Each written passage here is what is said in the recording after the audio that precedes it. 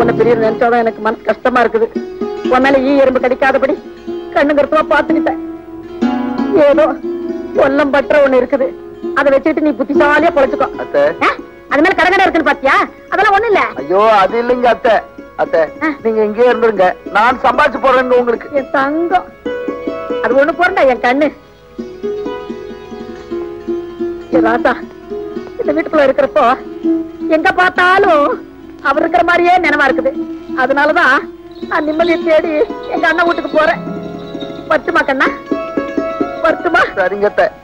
வண்டி விடுப்பா, வர்றேன்.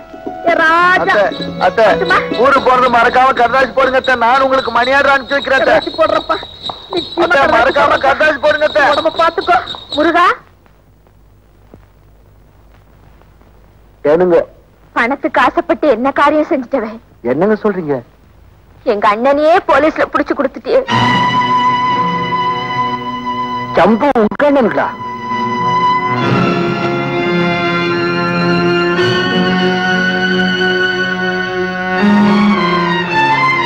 அடடே பாப்பா, உங்க மாமாவுக்கு எப்படி இருக்கு?